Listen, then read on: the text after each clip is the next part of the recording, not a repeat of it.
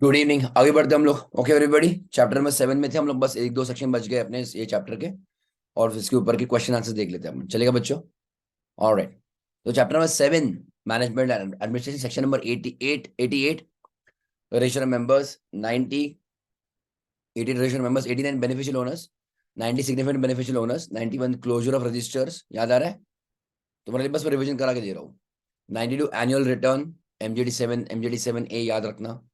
93 कुछ है नहीं। 94 place of keeping registers indexes. तो इसमें तुम्हारा वो इंडेक्स वाला भी है क्या? 50 लोगों वाला। 50 लोग से ज्यादा तुम्हारे, 50 लोग से ज्यादा तुम्हारे होने चाहिए, एटलीस्ट 50 लोग। तो इंडेक्स रखना है। कहाँ पे रखना है? रजिस्टर्ड ऑफिस पे रखना है। 8 साल के लिए रखना है। वो तुम्हारा कौन सा वाला? एनुअल रिटर्न का कॉपी। वो उसमें तुम्हारा आ चुका। 95 everything is what? Prima facie evidence कि कौन ओनर है। 96 is your AGM. 97 AGM bye tribunal बोलते हैं उसको। 98 is EGM bye tribunal. Okay, ये वाला। Then 99 penalty for 96 to 98. 100 is EGM. 101 notice. 102 annexure of explanatory statement. 103 quorum. 104 chairman. 105 proxies. 106 restriction on voting rights. 107 show of hands. 108 बच्चों is your electronic means. 109 demand for poll. 110 postal ballot. 111 circulation of members resolution. कभी इसके ऊपर question आया नहीं है।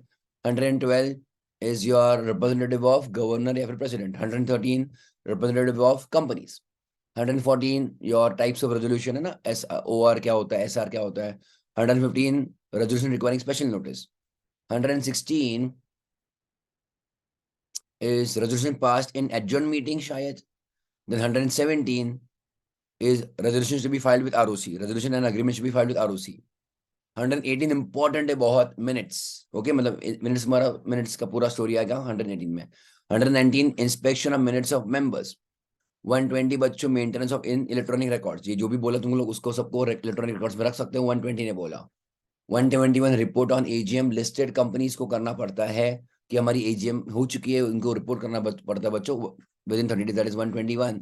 And 122 कुछ काम का नहीं है सेक्शन, वो बोलते हैं कि कुछ कुछ सेक्शंस ओपीसी के ऊपर एप्लीकेबल नहीं है। Okay clear all of you? Yes चलिए। ऑलराइट। इसमें बच्चों अपना हो रह चुका था इंपॉर्टेंट वाला एक पॉइंट, ईजीएम। ईजीएम ठीक है। ईजीएम में तुम्हारे दो इंपॉर्टेंट चीजें हैं specially about EGM by members. Okay, ना पहली बात, व्हाट इज ईजीएम? नाउ एक बच्चों को मैं कहूंगा any meeting conducted of members.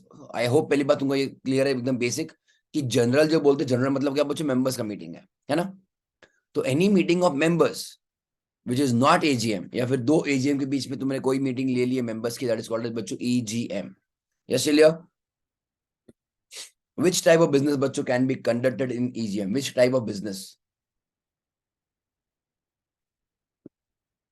बोलो। which type of business can be conducted in EGM? Anybody remembers? किसी को याद है बच्चों? which type of business can be conducted in EGM? Nobody? Only special business. Only special business.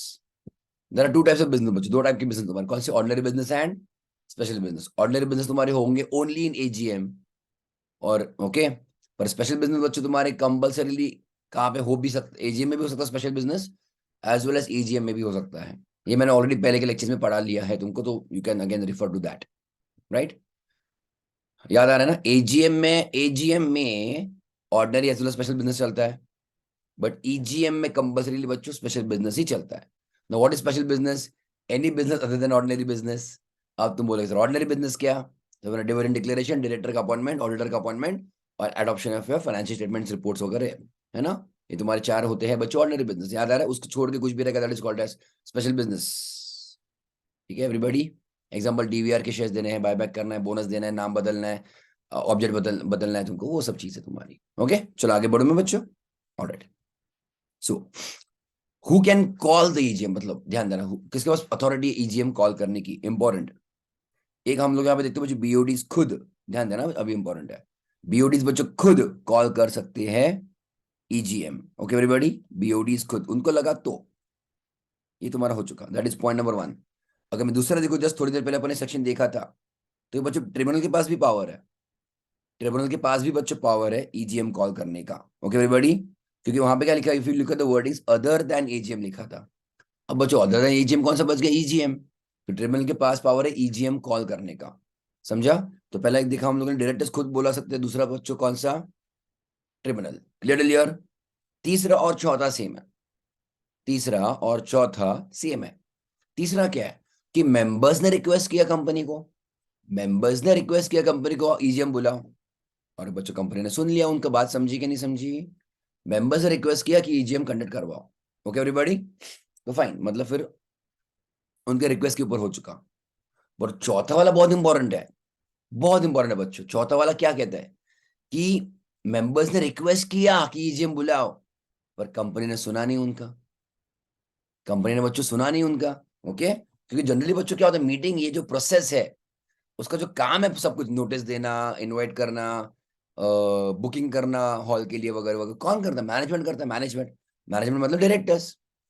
तो अगर कुछ members ने रिक्वेस्ट किया कि हमको ईजीएम चाहिए और उनका नहीं सुना बच्चों, नहीं सुना मैनेजमेंट में, तो मेंबर्स खुद डायरेक्टली मीटिंग कंडक्ट करवा सकते हैं, उनके पास बच्चों पावर है। बात समझी सभी को बच्चों, क्लियर। सो मेंबर्स कैन बच्चों रिक्वेस्ट, ओके बच्चों, members can request for EGM. Alright, आगे बढ़ू मैं, ओके।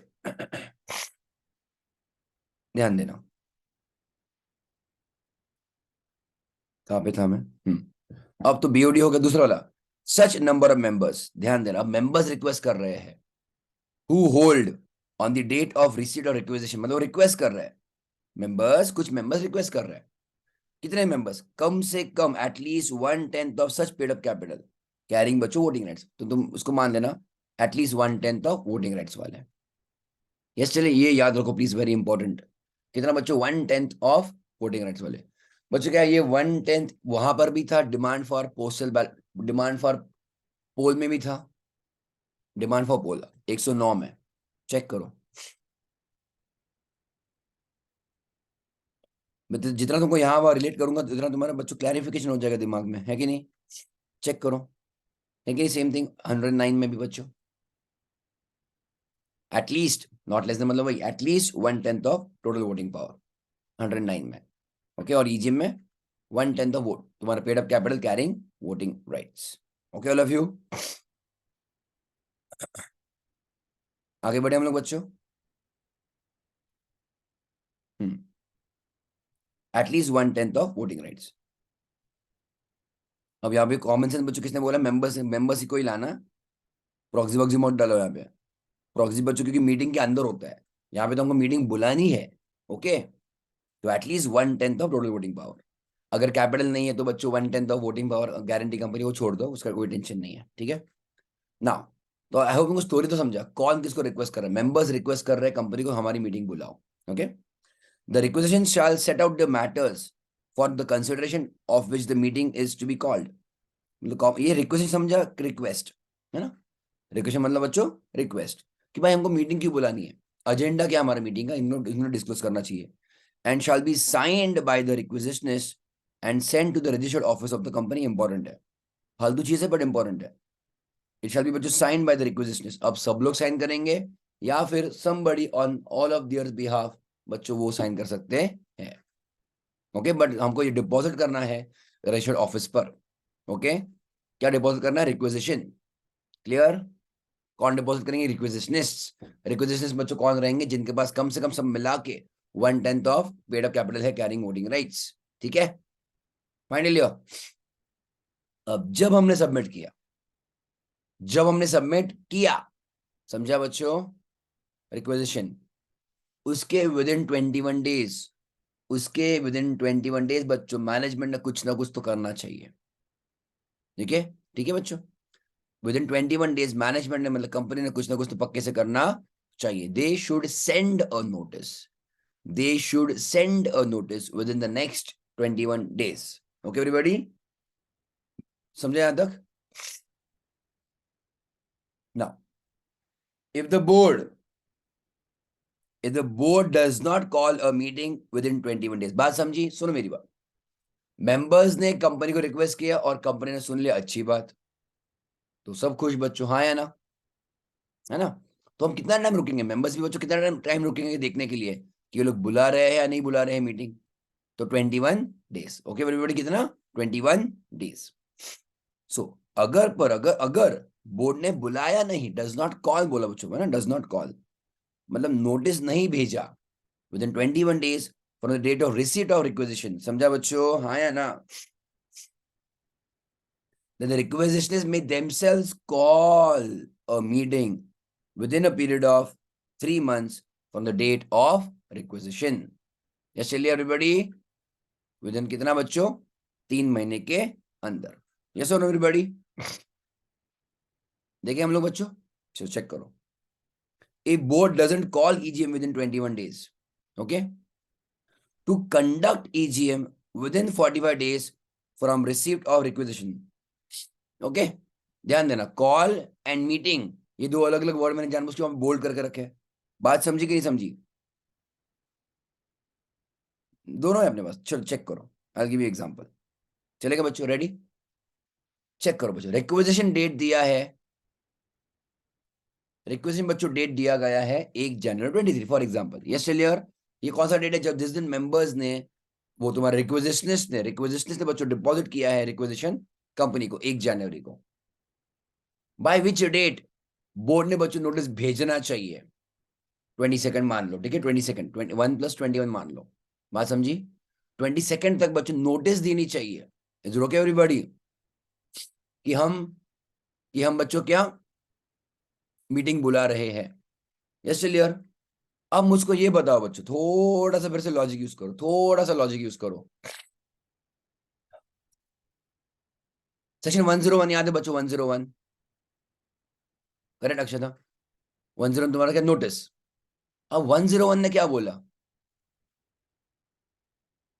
कि 21 क्लियर डेज का बच्चों नोटिस होना चाहिए। कुछ समझा कि नहीं एवरीबॉडी?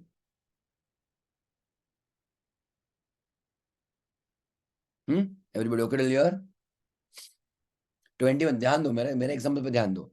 101 ने बच्चों क्या बोला? नोटिस और मीटिंग के बीच में कभी भी 21 डेज का क्लियर गैप होना चाहिए। प्लीज अंडरस्टैंड, अब ध्यान देना। अगर हम थोड़ा सा ऑन हायर साइड देते हैं, हायर साइड, 1 तारीख को रिक्वेस्ट मिला कंपनी को, तो उसके अगले 21 दिन के अंदर नोटिस भेजना है, भेजना। ओके? मान लो बच्चों रिक्वेस्ट गया या फिर जाने वाला है 22 तारीख को, ओके बच्चों? है ना? तो अगर 22 तारीख को, 22 जनवरी को नोटिस जाने वाला है, ऑन हायर साइड मान रहा हूं, तो वहां से बच्चों अपने को फिर से 23 डेज पकड़ना पड़ेगा, नहीं पकड़ना पड़ेगा? 23 डेज कहां से आया? 21 डेज तुम्हारा इसका नोटिस का ही, और प्लस तुम्हारे 2 दिन, 2 दिन का एक्चुअली 3 दिन हो जाता है वैसे देखा जाए प्रैक्टिकली तो। बात समझी कि नहीं एवरीबॉडी? है ना?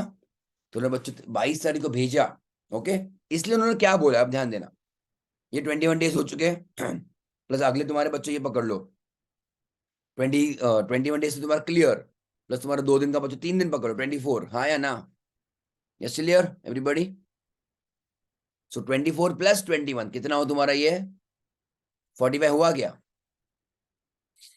24 डेज मैंने कहां से पकड़ लिया बच्चों? 21 डेज तो तुम्हारा क्लियर डेज चाहिए, तुम्हारे 2 दिन 48 आवर्स पोस्टिंग के लिए चाहिए। पर अपन ये भी देखा था पिछले लेक्चर में, वो एक्चुअली 2 दिन नहीं होता, 3 दिन हो जाता है। So it is 21 + 3 days। हाँ है ना? 24 days। तो 24 डेज का गैप कम से कम, बराबर। और यहाँ का तुम्हारा ओरिजिनल का बच्चों, हाँ, रात को 12 बजे थोड़ी कोई ना कोई डिलीवर करेगा, फिर रात को 12 बजे थोड़ी कोई पोस्ट में डालेगा, है ना? यहाँ पे तुम्हारा स्टार्टिंग 21 डेज, वैसा total gap of maximum 45 days होना चाहिए। अब now try to pay attention, तुम्हारा मैक्सिमम 45 डेज का गैप होना चाहिए बिटवीन दिस डेट जिस दिन तुम्हारा रिक्वेस्ट गया एंड एक्चुअल मीटिंग डेट। बात समझी कि नहीं समझी एवरीबॉडी? कुछ समझा कि नहीं? ओके? जिसने रिक्वेस्ट भेजा उसके आगे से 2 डेट्स ओवरऑल, जिसने रिक्वेस्ट भेजा वहां से मैक्सिमम 21 डेज के अंदर नोटिस जाना चाहिए, और जिसने रिक्वेस्ट भेजा था वहां से maximum with in 45 days meeting conduct हो जाना चाहिए, मीटिंग कंडक्ट हो जाना चाहिए। Is okay everybody? ठीक है? बात समझी बच्चों? एग्जांपल समझा सभी को? ठीक है, आगे जाऊं मैं। अब ध्यान दो, पर अगर ऐसा हुआ नहीं, अब ट्राई टू अंडरस्टैंड कौन से तारीख को रिक्वेजिशंस को समझेगा कि अपनी लग गई है? कौन से तारीख पर रिक्वेजिशन को समझेगा अपना कट गया बच्चों? 22 तारीख को। इन दिस एग्जाम्पल, जो मैं एग्जाम्पल तुमको दिखा रहा हूँ, है ना, 1 तारीख को रिक्वेशन दिया, एंड बच्चों 22 जनवरी तक अगर नोटिस नहीं भेजा है बच्चों कंपनी ने, ओके क्लियर, तो समझ जाना कि बच्चों कंपनी का कुछ इच्छा नहीं है यहाँ पे मीटिंग कंडक्ट करवाने का। तो फिर रूल ने, लॉ ने क्या बोला था कि तुमने जिस दिन बच्चों रिक्वेजिशन भेजा है वहां से विद इन 3 मंथ्स तुम खुद पूरी तरह से मीटिंग अरेंज करवा सकते हो। तुम खुद मतलब कौन? मेंबर्स। समझा ना अक्षता? Okay clear.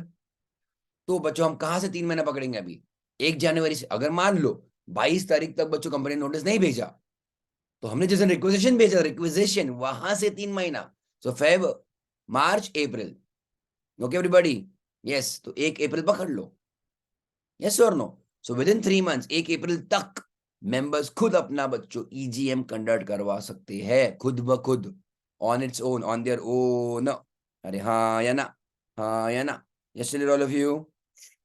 चलो ये एग्जांपल लिख लो बच्चों। यहाँ पे तुमको दिखा ना, इफ नॉट, मतलब उनका बीओडी ने भेजा नहीं मीटिंग, तो मेंबर्स यहाँ पे खुद within 3 months from that date, okay, वो रिक्वेस्ट, वो ईजीएम वो ईजीएम खुद कंडक्ट करवा लेंगे, ठीक है। तो ऊपर का एग्जांपल कौन सा, ये वाला डेट, ये बीओडी ने बुलाया meeting on the request of members. ये कौन सा वाला बच्चों दिया तुमको मैंने? मेंबर्स ने खुद बच्चों ईजीएम कंडक्ट करवा लिया। चलो राइट डाउन दिस एग्जांपल। आगे बढ़ते हम लोग, ठीक है, ये बात क्लियर हुई? गुड। सो मेंबर्स ने रिक्वेस्ट किया 21 डेज के अंदर फिर कंपनी ने भेजना चाहिए notice, and overall total 45 days के अंदर वो मीटिंग तुम्हारी कंडक्ट हो जानी चाहिए। इसलिए अगर कंपनी ने नहीं सुना तो तुमने जिस रिक्वेस्ट भेजा था वहां से विद इन 3 मंथ्स तुम्हारा खुद तुम मीटिंग कंडक्ट करवाओ, ठीक है। ऑलराइट, आगे बढ़े बच्चों। Alright, rule 17 prescribes process for EGM by requisitionist. अब ध्यान देना कि रिक्वेजिशन बच्चों खुद मीटिंग कंडक्ट करवा रहे हैं, है ना? क्लियर है? कितना टाइम है बच्चों उनके पास? चेक किया कि नहीं? 3 महीना टोटल, टोटल 3 महीना, टोटल 3 महीना, जिसमें से बच्चों इन वे काइंड ऑफ मान लो इनके 21 दिन वेस्ट हो चुके हैं। ओके, एनीवेज आगे बढ़ू मैं। So notice of at least 21 clear days तो होगा ही होगा, वो तो है। Notice should be signed by all requisitionist और by such requisitionist who is so authorised in writing by all other requisition. हम किसकी बात कर रहे हैं? नोटिस की बात कर रहे हैं हम। बाकी को समझ रहे हैं ना? एटलीस्ट 1/10 वाले जो मेंबर्स है वो सभी को बुलाएंगे ना अभी, है कि नहीं? वो सभी को भेज रहे हैं। No explanatory statement under section 102 is required, उसकी जरूरत नहीं है। Notice shall be sent to those members whose name appear in the ROM within 3 days of deposit of requisition with company। Star mark करके रखो, किधर भी कुछ भी फालतू क्वेश्चन पूछ सकते हैं। Why do I call it फालतू? ये नंबर ऑफ डेज के ऊपर क्वेश्चन बच्चों आते हैं। ये दिन के अंदर हो ये होना चाहिए, वो दिन के अंदर वो होना चाहिए, इतना याद रखो, ओके। तो तुम्हारा रिकॉर्ड डेट, इसको अपन बोलते हैं रिकॉर्ड डेट। तो रिकॉर्ड डेट क्या रहेगा बच्चों? 3 डेज, विद इन 3 डेज, जो थर्ड डे है ना, of the date of deposit of requisition, उस दिन जो जो लोग हैं उनको बच्चों भेजा जाएगा नोटिस। यस चलिए। The requisitionist should hold a meeting in the registered office. उनको पहले बोल के रखा है कहां पे कीजिए मीटिंग? ऑफिस में, रजिस्टर्ड ऑफिस में कीजिए ऑफ द कंपनी, है ना। और इन द सेम सिटी और town in which the registered office is situated. और लिखा बच्चों, और बच्चों ये पावर बाकी की कंपनीज को भी था क्या? ऑब्वियसली था, नॉर्मल मैनेजमेंट को भी पावर था ना कि रजिस्टर्ड ऑफिस में कराओ या फिर लोकल लिमिट्स में किधर भी कराओ, कोई दिक्कत नहीं। अब बच्चों इनका मैनेजमेंट के साथ झगड़ा ही चल रहा है ना, वरना मैनेजमेंट खुद बच्चों मीटिंग कंडक्ट करवा लेती थी। Do you understand? Agree everybody? है ना, ऑल ऑफ यू? पर मीटिंग में क्या बोलते हैं डायरेक्टर्स लोग, मैनेजमेंट लोग ही नहीं कंडक्ट करवा रही मीटिंग, ओके। तो बच्चों ने ऑफिस को ताला लगा दिया। हम ऑफिस ही बंद कर देते, रजिस्टर्ड ऑफिस। किसने बोला? डायरेक्टर्स ने बोला, है कि नहीं? मैनेजमेंट ने, किधर से लोगी मीटिंग? तो लोग बोलेंगे तुम क्या, हम क्या तुम्हारे लिए कुछ डिपेंडेंट नहीं है? हम हमारे घर पे कर लेंगे मीटिंग, है ना। हम लोकल लिमिट में किधर भी कर लेंगे। हम कोई भी ऑफिस हमारे क्या बोलते हैं हॉल ले लेंगे। खर्चा तो कंपनी को उठाना है, खुद की जेब से बच्चों खर्चा नहीं होगा। वो खुद की जेब से खर्चा नहीं होगा, वो आगे आएगा, ओके एवरीबॉडी। तो मेंबर्स भी शाणे, मेंबर्स बच्चों होशियार एकदम, समझ रहे हो। तो मेंबर्स बोला था ऑफिस बंद तो हम कहीं और ले लेंगे, हम जेडब्ल्यू मैरिट में ले लेंगे, खर्चा तो बच्चों मेंबर्स के ओनर्स है ना वो तो, है ना। तो चेक करो। सो और इन द सेम सिटी और town in which the registered office is situated. It can be held on any day except national holiday. ठीक है, ये भी कोई दिक्कत नहीं है, तो अपने को समझता है, ठीक है। ये सबसे इंपॉर्टेंट बात, मैं यहाँ पे मैं देखो मैं 3 स्टार दिखा रखा भाई, 3 star. Okay, if quorum is absent in EGM, quorum बच्चों क्या होता है, minimum number of members required ना, ताकि हमारी मीटिंग वैलिडली मानी जाए, वैलिड मानी जाए, हाँ या ना। अगर हमारा कोरम नहीं है, मेंबर्स की मीटिंग में बच्चों एडजर्न नहीं होता है, बहुत इंपॉर्टेंट। क्योंकि बाकी के सभी तुम्हारे बच्चों मीटिंग जनरली क्या होती है, तुम्हारे मेंबर्स की मीटिंग तुम्हारे बच्चों 7 दिन के लिए वगैरह वगैरह तुम्हारा वो पोस्टपोन हो जाता है, एडजर्न होता है। बट ईजीएम कौन सा वाला ईजीएम, खास फिर से ईजीएम बाय मेंबर्स, वो तुम्हारे बच्चों पोस्टपोन नहीं होता है। क्लियर ऑल ऑफ यू, ठीक बच्चों, बोलो हाँ, समझा ना। आगे जाओ मैं, ऑलराइट, ठीक है बच्चों।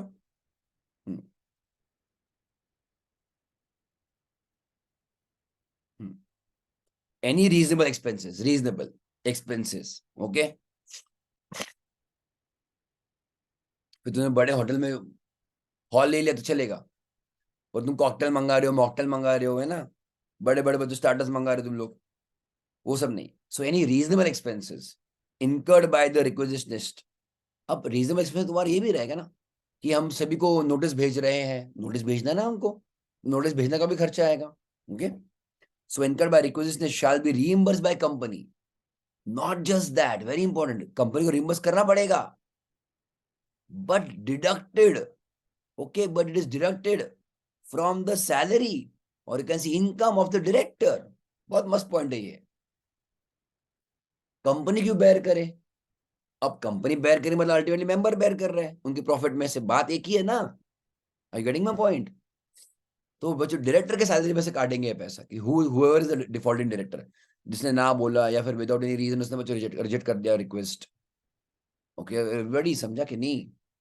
तो यहाँ पे उन्होंने लॉ ने भी क्या करके रखा है, दोनों का झगड़ा जो है सच मैनेजमेंट और ओनर्स का, काफी सही तरीके से उनको मैनेज करके रखा है, ओके। तो यहाँ पे बच्चों डिफॉल्टिंग डायरेक्टर से वो पैसा रिकवर कराएंगे। अंडरस्टूड एवरीबॉडी, ये इसके ऊपर क्वेश्चन आया था कि भाई पैसा कौन पे करेगा, company, but recovered from the defaulting director. Okay everybody, आगे बढ़ू मैं।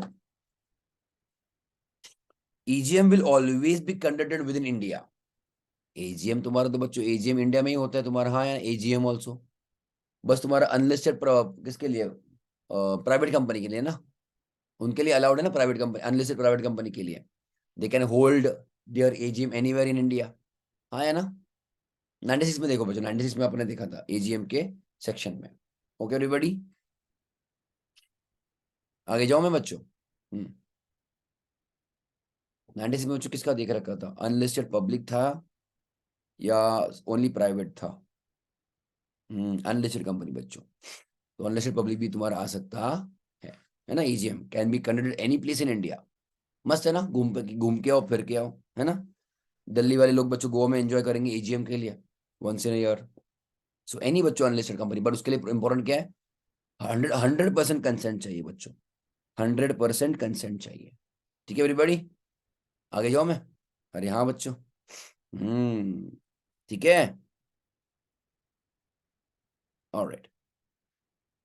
सो ईजीएम बच्चों will be always conducted with in India except when company is a wholly owned subsidiary of a foreign company, of a company incorporated outside India, मतलब foreign company, okay. Very important, check करो मैंने यहाँ पे लिख दिया तुम्हारे लिए, AGM कुछ भी करो, एजीएम वो तुम्हारा इंडिया में ही होगा, आउटसाइड इंडिया नॉट अलाउड। और ईजीएम इंडिया में हो सकता है पर बाहर भी हो सकता है, ओनली बच्चों कब, only when it is wholly owned subsidiary of a foreign company, तो पॉसिबल है कि ईजीएम हम इंडिया के बाहर कंडक्ट करवाएं, ओके एवरीबॉडी, बात समझी सभी को, ऑल ऑफ यू, ठीक, बोलो,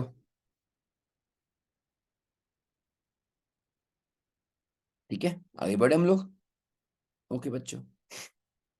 और 122 कुछ खास नहीं है, वो क्या बोलते सेक्शन 98, 96, 97, 98 तुम्हारा ये 96 तुम्हारा एजीएम, 97 एजीएम बाय ट्रिब्यूनल, 98 तुम्हारा ईजीएम बाय ट्रिब्यूनल, ईजीएम है ना।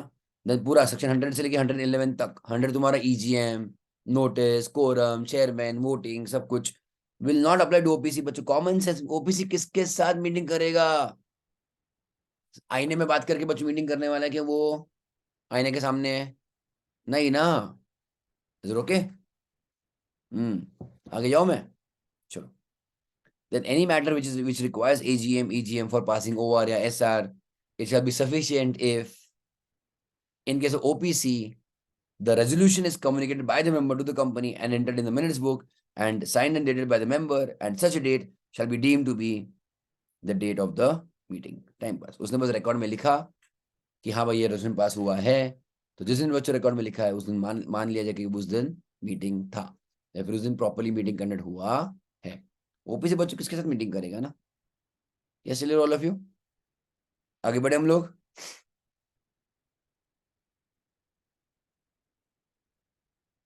एकदम टाइम पास क्वेश्चन है ये कुछ। The BODs of so and so private limited, a company registered in New Delhi, has decided to call EGM in Madrid on 2nd October. Discuss whether general meeting can be convened on the said date. Okay, EGM बच्चों India के बाहर हो सकती है only if it is WOS. Yes चलिए, but it should not be on 2nd October बच्चों, because भूल गया मैं 2nd October, तुम्हारे बच्चों नहीं, भूल नहीं गया था मैं। इट इज ऑल्सो बच्चों your national holiday. Next year बस नेशनल हॉलीडे तुम्हारे बच्चों नहीं चलता है ना बच्चों? ठीक है, आगे ये क्या दिया था बच्चों तुम्हारे यहाँ पे? The members of so and so private limited holding 1/10 of voting power requisition meeting on 14th August को उन्होंने बच्चों भेजा requisition. How the BODs did not pay any heed, भाव नहीं दिया और ईजीएम नहीं बुलाया। Discuss consequences of the contravention, तो पूरा स्टोरी डालना पड़ेगा। 21 दिन के अंदर नोटिस नहीं भेजा कि हम विद इन 45 डेज मीटिंग ले रहे हैं, तो जिसने रिक्वेस्ट भेजा वहां से with in 3 months members meeting खुद अरेंज करवा सकते हैं। नहीं नहीं नहीं ठीक है, मेन पॉइंट्स लिखो, कोई दिक्कत नहीं, बाकी सब लिखने की जरूरत नहीं है।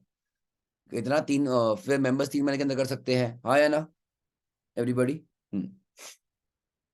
देन जो भी खर्चा पानी आएगा रीजनेबल एक्सपेंसेस, वो बच्चों रीइंबर्स हो जाएगा फ्रॉम कंपनी, और कंपनी बच्चों किससे रिकवर करवाएगी? फ्रॉम द डिफॉल्टिंग डायरेक्टर, है ना बच्चों? From the defaulting director. Alright everybody, ठीक है? अरे हाँ, आगे जाओ मैं बच्चों। ऑलराइट, कुछ Q&A देखते हो, Q&A चलेगा बच्चों of this chapter? Question answer देखते हैं हम लोग, चलेगा? सी एमसीक्यू जो रहेगा अपन एमसीक्यू बुकलेट से ही कर लेंगे आईसीआई के, है ना? In a general meeting of Alpha limited, the chairman directed मतलब instructed to exclude certain matters detrimental to the interest of the company from the minutes. Mukesh, a shareholder, said that minutes of the meeting must contain fair and correct summary. Decide whether contention मतलब argument of Mukesh is maintainable under the provisions of Companies Act. तो बच्चों minutes में क्या रहेगा क्या नहीं रहेगा इसका पूरा कंट्रोल किसके पास होता है? चेयरमैन ऑफ द मीटिंग के पास होता है। The matters to be included और एक्सक्लूडेड, उसमें तुम्हारे 3 रीजंस थे, कौन से थे? Detrimental to the interest of the company, irrelevant और इमटेरियल, एंड डेरोगेटरी। बराबर है कि नहीं? किसी का नाम खराब होना, या फिर इमटेरियल चीज है, या फिर बच्चों it is not in good faith, और यू कैन से डेट्रीमेंटल, हानिकारक in the interest of the company. ये 3 रीजन के बेसिस पे चेयरमैन को एब्सोल्यूट पावर है क्या रखना है क्या नहीं रखना है। इट इज ओपिनियन के ऊपर है वो बच्चों, सब्जेक्टिव है, सब्जेक्टिव ऑफ द चेयरमैन, ठीक है? सो defamatory, irrelevant or immaterial, yes, detrimental to the interest of the company। पर कोई भी उसको कुछ भी फोर्स नहीं कर सकता कि क्या लिखो और क्या नहीं लिखो। ओके एवरीबॉडी, आगे जाऊं मैं? ये मस्त क्वेश्चन है बच्चों, अच्छा क्वेश्चन है ये। ओके प्लीज ध्यान दो। प्रॉक्सी याद आ रहा है ना तुमको बच्चों? प्रॉक्सी 105 है ना शायद। अ general meeting was scheduled to be held on 15th April at 3 p.m. As per notice of the notice, the members who are unable to attend could appoint a proxy, and the proxy form should be sent to the company at least 48 hours before. और as per बच्चों law also 48 hours ही है। अगर company ने बोला नहीं 72 hours before, तो भी बच्चों 48 hours ही एप्लीकेबल होता है। ठीक है, एनीवेज, तो कब तक बच्चों पहुंच जाना चाहिए था? मैं आप लेकर 13 अप्रैल, बराबर है 3 बजे। ये तुम्हारा ड्यू डेट है of filing of your proxy form. Okay, अब ध्यान देना, मिस्टर एक्स अ मेंबर, वो एक्स बच्चों मेंबर है, appoints Y as his proxy and proxy form was dated 10 April. Time के अंदर है क्या? हाँ, was deposited by Mr. Y with the company at his registered office on 11th। अच्छा ठीक है, चलो ये 10th नहीं चाहिए अपने को, 11th सही है ना? उसने डिपॉजिट कब किया? तो व्हाट डेट बचो? 11th, but 11th still before 13th, कोई प्रॉब्लम नहीं। अच्छा है, तो मिस्टर वाई वैलिड है फिलहाल, yes. However x changes his mind on 12th April and gives another proxy to Mr. Z and it was deposited on the same day। मतलब कब? 12th को। अब बच्चों क्या Z ने Y को रिप्लेस किया, मुझको बताओ? यस, हाँ है ना? Z, बात समझी कि नहीं समझी ऑल ऑफ यू? बोलो, है ना? Okay clear? Z ने बच्चों Y को रिप्लेस किया, तो मिस्टर X के लिए फिलहाल बच्चों कौन सा वैलिड प्रॉक्सी है? Z, बिकॉज Y का एज वेल एज Z का जो प्रॉक्सी फॉर्म है वो दोनों का टाइम के अंदर ही सबमिट हुआ। पहले कौन सबमिट हुआ? Y, बाद में किसका सबमिट हुआ? Z, तो Z हैज रिप्लेस्ड Y। ठीक है बच्चों? Similarly another member W also gives two separate proxies to two individuals M and N।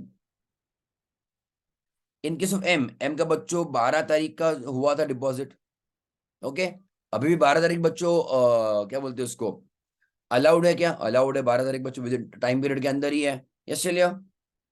And N के फेवर, M का बच्चों कब तारीख कब हुआ? 12 अप्रैल को। और N वाला बच्चों कब डिपॉजिट हुआ? 14 को। इस 14 बच्चों वैलिड? 14 वाला बच्चों वैलिड नहीं है, क्योंकि 13 अप्रैल के आगे वो चला गया, तो N का बच्चों वैलिड नहीं है प्रॉक्सी फॉर्म, है ना? तो W के लिए, W बच्चों के लिए कौन सही रहेगा? M। ओके, अब उन्होंने क्वेश्चन में क्या दिया? All proxies Y Z M N दोनों बच्चों, सब बच्चों मीटिंग में आ गए, तो हम किसको वैलिड मानेंगे? कौन से तुम्हारे बच्चों वैलिड रहेंगे proxies? Z and M, because Z has replaced Y and बच्चों बिटवीन M एंड N क्या हो गया? N का बच्चों टाइम के अंदर पहुंचा ही नहीं है, तो N का प्रॉक्सी फॉर्म ही बच्चों इनवैलिड है ना? तो M का बच्चों प्रॉक्सी फॉर्म वैलिड है, M को माना जाएगा एज वैलिड प्रॉक्सी। क्लियर है लियो? आगे बढ़ो मैं बच्चों। Alright, MH company limited public company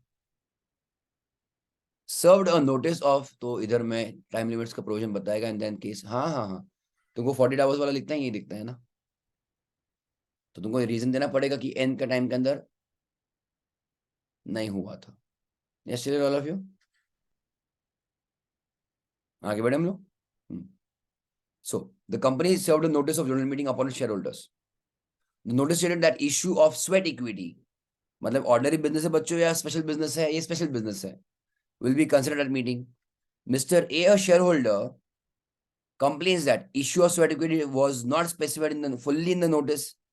Is the notice issued by a company regarding sweat equity valid according to company? तो बच्चों क्लियर करें, यहाँ पे तुम्हारा 102 वाला मैटर आता है, because it is special business, तो तुमको बच्चों 102 के अंदर एक्सप्लेनेटरी स्टेटमेंट अटैच करना पड़ेगा। और एक्सप्लेनेटरी स्टेटमेंट बच्चों को क्या होता है? तुम्हारे जो भी इंटरेस्ट वगैरह होते हैं, पर्सनल इंटरेस्ट भी है अगर तुम्हारे, any kind of nature of concern और इंटरेस्ट, वो भी तुमको बच्चों डिस्क्लोज करने पड़ते हैं। हाँ है ना बच्चों? क्लियर? यस चलिए।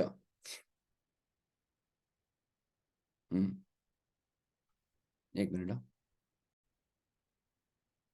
ऑलराइट, हाँ तो उनको देना पड़ेगा, तो आंसर देखो पूरा उन्होंने 102 का पूरा पूरा स्टोरी देखे रखा है 102 वाला। Okay, any meeting other than AGM, okay, या फिर ऑल बिजनेस अदर देन बच्चों this will ordinary business will be taken as special business, है ना। तो 102, a statement setting or following material facts concerning each item of SB shall be annexed to the notice. The nature of concern or interest or financial or otherwise in respect of each items, जो भी तुम्हारे management के लोग हैं, any other information and facts that may enable the members to understand the meaning, scope and implication of the items of business. मतलब वो decision को या फिर जो एजेंडा है उसको अच्छे से एक्सप्लेन करना, ये काम ही है बच्चों एक्सप्लेन स्टेटमेंट्स का, okay. Thus the objection of member is valid. Yes, because सभी डिटेल्स दिए नहीं है ऑफ स्वेट इक्विटी। अगर तुमको फिर से स्वेट इक्विटी थोड़ा सा याद आ रहा है, 54 ना बच्चों, तो स्वेट इक्विटी के रेजोल्यूशन में तुमको सब चीजें भी डिक्लेयर डिस्क्लोज करनी पड़ती है मेंबर्स को भी, कि कितने number of sweat equity issue कर रहे हो, कितने प्राइस पे, वो सब चीज है ना। आगे बढ़ो बच्चों में, okay. One more good question, the AOA of X Limited requires, X Limited public company requires personal presence of 7 members to constitute quorum of general meetings. बच्चों 5, 15, 30 ये बात सही थी क्या, मेरे को बताओ। अगर मैं कोरम की बात करूं public company, yes, 5, 15, 30 members up to 1000, then 1000, 1 से 5000 और 5000 से ज्यादा, 5, 15, 30 लोग चाहिए अगर याद है तो। यहाँ पे एओ ने ज्यादा बोला तो ज्यादा कोरम, कोरम ज्यादा हो सकता है, कम नहीं हो सकता, ज्यादा हो सकता है बच्चों। रेस्ट्रिक्शन एओ में हमेशा रेस्ट्रिक्शन ज्यादा हो सकती है देन योर कंपनीज एक्ट, कम तो नहीं हो सकती, okay. So requires personal presence of 7 members, ठीक है, तो चाहिए मतलब चाहिए, ठीक है। The following persons were present in the EGM to consider appointment of MD. ये तुम्हारा appointment of MD is what, appointment of MD का बच्चों क्या इंपॉर्टेंस है यहाँ पे, कुछ समझ रहे हैं तुमको, इनका बच्चों ये लोगों का बहुत अच्छा क्वेश्चन है, मतलब इसलिए अपॉइंटमेंट ऑफ एमडी में बच्चों प्रेफरेंस शेयर वालों को कुछ लेना देना है क्या, everybody very important, preference share वालों को बच्चों कुछ लेना देना नहीं है। और इन्होंने कुछ और स्टोरी देके रखा है कि कंपनी वाइंड अप भी कर रहे हैं, या फिर प्रेफरेंस शेयर होल्डर्स का मान लो 2 साल से डिविडेंड पेंडिंग है, ये सब दिया है नहीं। तो इसलिए बच्चों इंपॉर्टेंट प्रेफरेंस शेयर, अब इसमें इंपॉर्टेंट क्या है, प्रेफरेंस शेयर होल्डर्स के पास बच्चों वोटिंग राइट्स नहीं है, बिकॉज द एजेंडा जो है उनका कुछ लेना देना नहीं है एजेंडा के साथ, समझे। अब उनको मीटिंग में वोटिंग नहीं है, इसलिए हम उनको कोरम में भी काउंट नहीं करेंगे, बात समझी क्या, क्योंकि क्वेश्चन वही पूछा है कि कोरम कितना है, okay all of you, alright. तो ध्यान देना, A the representative of governor of Madhya Pradesh, representative बच्चों वो चलता है कि नहीं चलता, मीटिंग में चलता है, उसको हम मानेंगे एज ए मेंबर कि एज गुड सब पावर बच्चों, उसको एज अ मेंबर, उसको वो प्रॉक्सी नहीं है, वो रिप्रेजेंटेटिव है, ठीक है everybody, okay. Then B and C share holders of preference shares 0, okay बच्चों, इनको कितना मानेंगे हम लोग 0, क्योंकि because they don't have voting rights, इसलिए हम कोरम में उनको मानेंगे नहीं। D representing Y limited and Z limited, तुम्हारा फर्स्ट सेक्शन 113, तो बच्चों उसको 2 बार काउंट किया जाएगा, इंपॉर्टेंट 2 बार काउंट किया जाएगा उसको, कि वाई लिमिटेड के लिए भी 2 ही है, जेड लिमिटेड के लिए भी 2 ही है, कोई दिक्कत नहीं, कोई दिक्कत नहीं, ठीक है। E, F, G and H as proxies बच्चों, important proxies are not counted towards quorum, important है ना बच्चों, ठीक है, समझा कि नहीं। और देयरफॉर हम लोग कहेंगे तुम्हारा फिलहाल कोरम के लिए कितने एलिजिबल हो गए लोग, 7, 3, पर कितने चाहिए तुमको, 7 जो अवेलेबल नहीं है, ओके ऑल ऑफ यू, बात समझी सभी को, अरे बोलो हाँ, quorum is not present, meeting is not valid. अब तुमको बच्चों हर एक का स्टोरी यहाँ पे देने पड़ेगा, यहाँ पे तुमको रेफरेंस देना पड़ेगा सेक्शन 112 का, ओके। यहाँ पे तुमको देना पड़ेगा पर्सनली प्रेजेंट वाला, तो पर्सनली प्रेजेंट मतलब eligible to vote, but preferential holders are not eligible to vote, because उनका उनका मैटर ही नहीं इसके ऊपर डिसीजन लेने के लिए, बिकॉज अपॉइंटमेंट ऑफ एमडी है, एमडी वाला मैटर है। देन यहाँ पे तुम्हारा आएगा सेक्शन 113, हाँ है ना, ये चलिए, और कोरम वाला भी, समझे बच्चों, उन्होंने पूरा स्टोरी तुमको यहाँ पे देख के रखा है। ये सब ऑब्वियसली क्वेश्चन आंसर तुम्हारे इसमें है, कहाँ पे है तुम्हारे स्टडी मटेरियल में भी है, नो डाउट अबाउट इट, है ना, आईसीएस स्टडी मटेरियल में है बच्चों, समझा।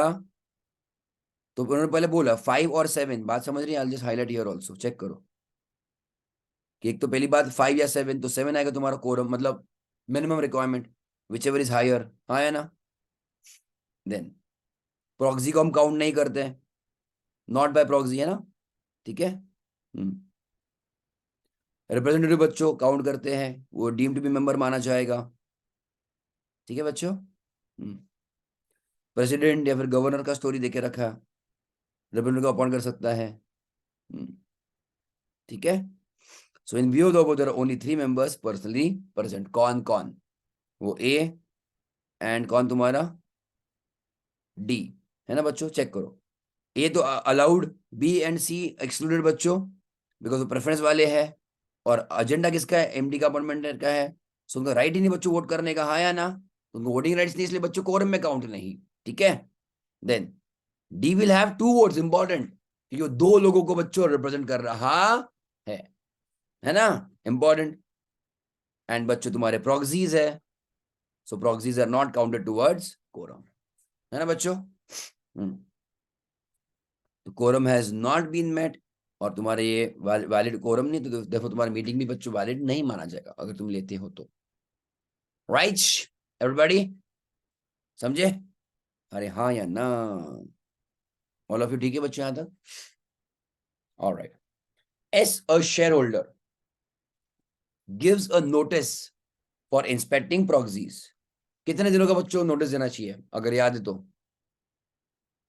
प्रॉक्सी के लिए, प्रॉक्सी 105 ना, टेल मी कितने दिनों का बच्चों नोटिस देना चाहिए to inspect proxies, tell me, yes very good, at least 3 days का।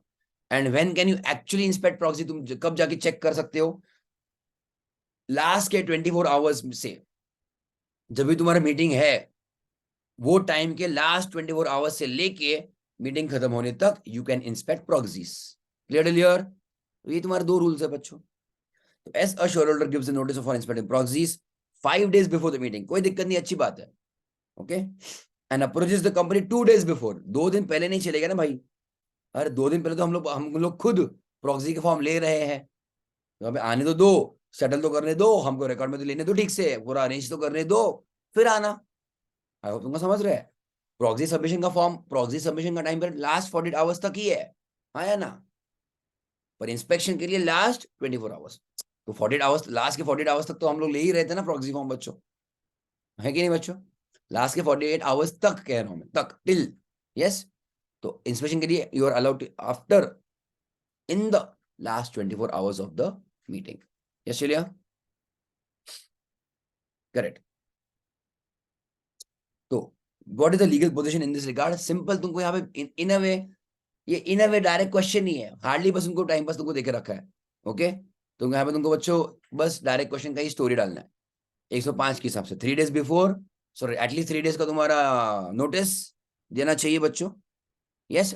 बट इंस्पेक्शन बच्चों will be in the last 24 hours till the conclusion of the meeting, है ना एवरीबॉडी, बात समझ रहे ना सब लोग, यस चलिए। तो उन्होंने स्टोरी दे दिया, 2 लाइन का ही आंसर था बच्चों उसमें तो, बट अगेन केस स्टडी में दिया था ना, मतलब in the given case S has given proper notice, but बच्चों इंस्पेक्शन कब ले सकते हैं, only in the last 24 hours, okay everybody. So he can not inspect 2 days before the meeting, नहीं चलेगा, ओके एवरीबॉडी, समझे, आगे जाऊं मैं, ओके, चलो अगला वाला, tulip limited maintains ROM at its registered office in Mumbai, ठीक है। A group of members residing in Kolkata want to keep ROM at Kolkata. Explain provisions whether the company can keep registers and returns in Kolkata. Answer is yes, provided SR पास होना चाहिए। दूसरा सबसे important, more than 1/10 of members रहने चाहिए इन Kolkata, very important, okay everybody, more than 1/10, ठीक है। Second question इसमें, does mister Rich holding 400 shares of total rupees 4,000 only has the right to inspect ROM? तुम 1 शेयर होल्ड करो या 100 शेयर होल्ड करो, member is allowed to inspect ROM, director को बच्चों power नहीं है, डायरेक्टर को बच्चों पावर नहीं है ROM इंस्पेक्ट करने का, हाँ है ना। जिसका नाम लिखा गया है ROM में या फिर डिबेंचर वाले रजिस्टर में, उसमें बच्चों चलता है, हाँ है ना बच्चों। क्लियर लियो, अरे बोलो हाँ।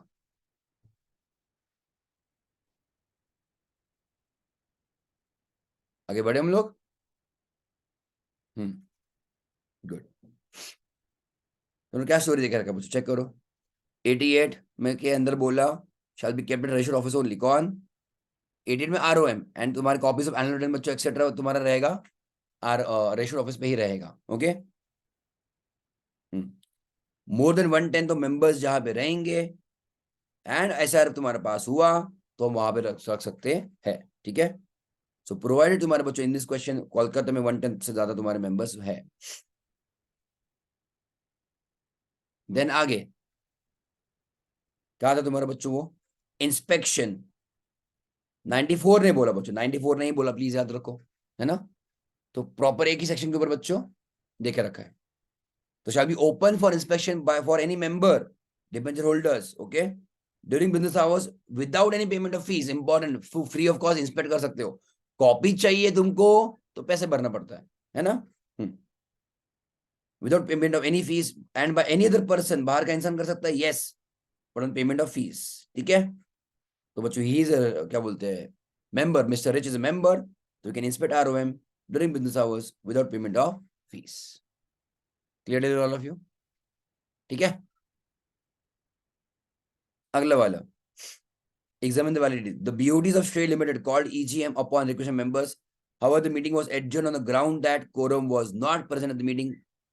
Important, मैं तुमको बोल रहा हूँ important question है, important concept है, okay everybody, check करो। हम लोग कितना टाइम रुकेंगे? If quorum is not present within half an hour of the appointed time for holding a meeting of the company, the meeting if called on the request of members, members ने request किया, BOD ने arrange किया, members ने request किया, BOD ने arrange नहीं किया, members ने खुद कंडक्ट करवा लिया, बट सब दोनों में कॉमन क्या है?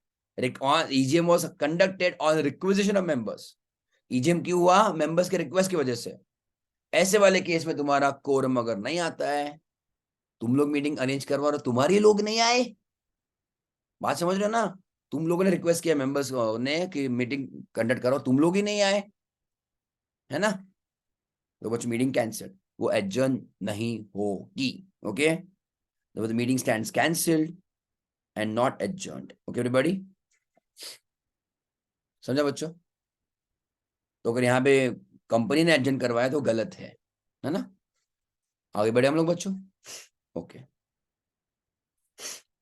जोराब limited public company served a notice of general meeting of its members. The notice as resolution to increase the share capital of the company. ये तुम्हारा स्पेशल बिजनेस हुआ तो इसके साथ तुमको बच्चों एक्सपेंडिचर नोट स्टेटमेंट लगाना ही पड़ेगा 102 वाला, है ना। A shareholder complained that amount of proposed increase was not specified, देना चाहिए। Is the notice valid, not valid बच्चों, हाँ या ना। सेम ऊपर का जो क्वेश्चन था सेम है यहाँ पे स्टोरी, सेम स्टोरी है, okay. Notice is not valid बच्चों, क्यों? बिकॉज उन्हें डिटेल्स देने चाहिए थे, जो डिटेल्स चाहिए थे दे आर लैकिंग, नहीं मिला है। The information about the amount is material fact, तुमको कितना इंक्रीज करना है share capital, it is an important चीज ना बच्चों। क्लियर, ओके, आगे बढ़े।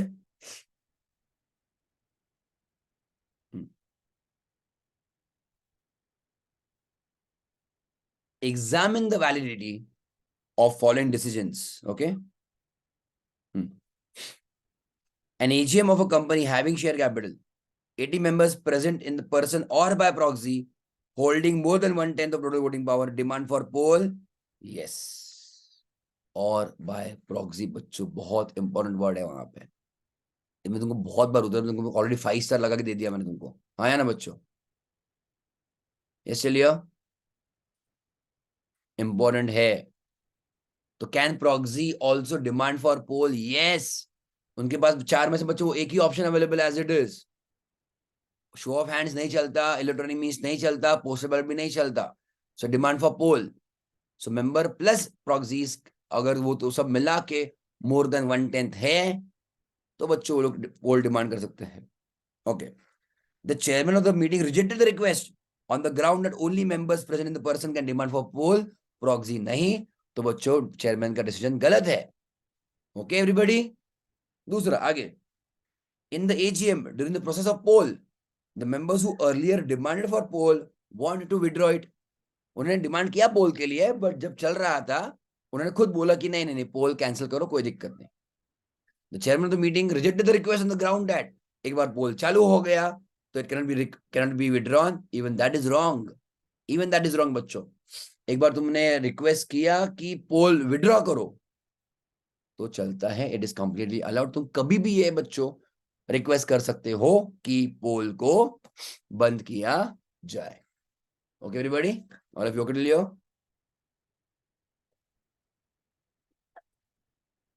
ठीक है everybody.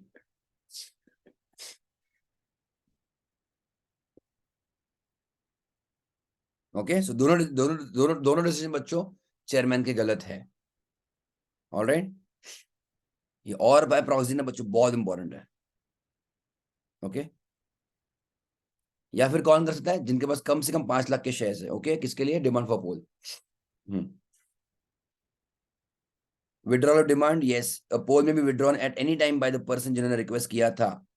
Okay everybody, who made the demand, any time कभी भी तुम विड्रॉ कर सकते हो, रिक्वेस्ट कर सकते हो। ओके, तो chairman can not reject the demand for पोल।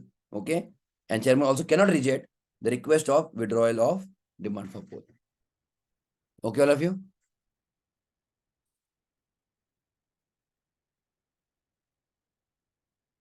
आगे बढ़े हम लोग बच्चों।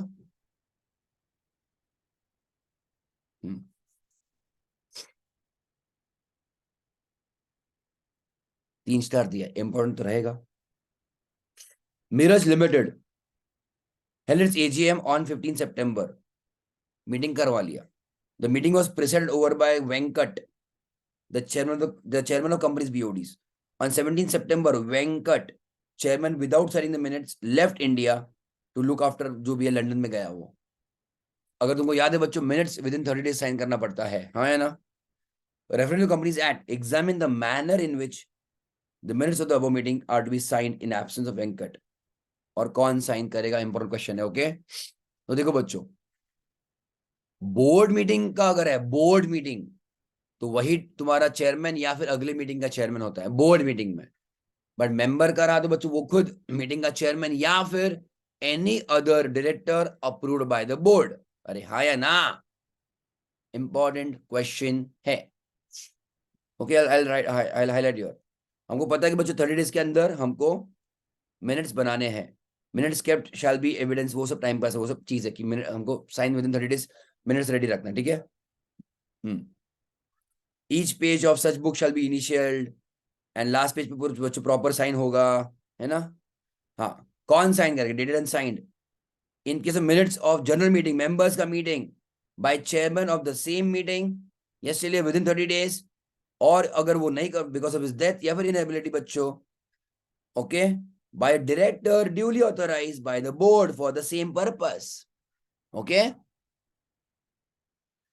वही मीटिंग का चेयरमैन ऑब्वियसली, पर अगर नहीं कर पाया तो बच्चों कोई भी दूसरा डायरेक्टर जिसको बोर्ड ने अप्रूव करवाया है। देखो बच्चों, it can be signed by any director who is authorized by the board in absence of the chairman. ठीक, बहुत सारे क्वेश्चन बच्चों, I told you as it is तुम्हारा चैप्टर ही बड़ा है ना ये, है ना? आगे बढ़े चलो। Infotech Limited was incorporated on 1st April 16. No AGM बच्चों has been held till 30th April 18. पहला AGM कब होना चाहिए था बच्चों? उसका इनकॉर्पोरेशन डेट है 1/4/16. Give me the highest time जब तक होना चाहिए था बच्चों, 1 December 17, हाँ या ना? क्योंकि पहले एजीएम के लिए तुमको 9 months मिलता है। इसका पहला फाइनेंशियल ईयर खत्म होगा 31 March 17, वहां से 9 months मतलब 31 December 17। इनका एजीएम नहीं हुआ बच्चों अप टू 30th April 18 तक, तो मतलब उन्होंने नॉन कंप्लायंस किया है। यस और नो? नॉन कंप्लायंस हुआ है, सेक्शन तुम्हारा फिर 97 वगैरह जो भी 99 अप्लाई हो जाएगा, penalty for non compliance 99। Okay everybody, so time limit for conducting first AGM and power of ROC to grant extension, ROC extension दे सकता 3 महीने का, except for first meeting, except for first meeting. ROC बच्चों maximum 3 महीने का दे सकता है, but वो भी पहले मीटिंग के लिए नहीं दे सकता। तो बच्चों इनका तो पक्के से पहला मीटिंग का प्रॉब्लम हो चुका है। ठीक है एवरीबॉडी, लिखोगे ना ये सब, है ना। सो अकॉर्डिंग टू सेक्शन 96 वगैरह, company is required to hold first AGM within 9 months. तो बच्चों का होना चाहिए था पहला फाइनेंशियल ईयर हुआ 1 अप्रैल 16 से लेकर 31 मार्च 17 तक। एक मिनट रुको, एट सेक्शन नंबर लिख दो ना, उसके अंदर का मत लिखो ना पेनल्टीज का। तो फर्स्ट एजीएम बच्चों इनका होना चाहिए था 31 दिसंबर 17। Further ROC can extend time, okay, but other than first AGM that also बच्चों for not more than 3 months. Okay everybody, thus first AGM बच्चों should be held on or before 31st March 17. Further, ROC does not have power to extend the time limit for this first AGM. Yes, tell all of you. बाकी उन्होंने answer में नहीं दिया, study material में ICA ने और नहीं दिया, यहाँ पे इतना ही उन्होंने आंसर दिया। सो डिपेंड्स, तुमको एक बार थोड़ा सा आइडिया भी देना चाहिए, 2 मार्क का क्वेश्चन है या 5 मार्क का क्वेश्चन है। ओके, 5 मार्क का तो होगा नहीं, इतना सा छोटा सा स्टोरी उसमें तो तुम्हारा। ऑलरेडी ऑल ऑफ यू समझे, तो चैप्टर बड़ा है, अच्छे से रिवाइज करो, एक एक एक्सेप्शन अच्छे से याद रखो बच्चों, है ना। क्लियर, 89, 90, 111, 115 के ऊपर कभी क्वेश्चन पूछा भी नहीं है, मेरे को इसलिए लगता है कभी पूछेंगे भी नहीं। ओके ऑल ऑफ यू, बाकी बहुत ही चैप्टर में करने के लिए। MGT 7 है, अच्छे से ध्यान देना, वो ओपीसी और स्मॉल कंपनी के लिए आ चुका है छोटा वाला form, MGT 7A annual return. So उसके ऊपर MCQ आ सकता है। ओके एवरीबॉडी, और जो भी कुछ अमेंडमेंट है मैं अलग से अमेंडमेंट लेक्चर लूंगा तुम्हारा, तो ये सब तुम्हारा उधर कवर हो जाएगा। ओके, एग्जाम्स के थोड़े से ऑब्वियसली नजदीक में पहले में, है ना। तब तक बाकी का कर लो, ऐसा बहुत अमेंडमेंट्स ऐसा नहीं है, बट बाकी का तुम्हारा पढ़ाई कंटिन्यू चालू रखो उसको, समझे सभी को। ऑलरेडी क्लियर, तो I hope you liking the session. अपना चैप्टर में 7 बच्चों हो चुका है, अगले लेक्चर में हम चैप्टर में 8 चालू कर देंगे, तो देंगे। प्लीज भी रेगुलर, रोज वीडियो को लाइक किया करो, पिछले वीडियो में जाके भी लाइक किया करो, कमेंट किया करो, it keeps me motivated. Please subscribe to the channel और शेयर करो बच्चों तुम्हारे फ्रेंड्स के साथ। Thank you so much, bye bye, good night.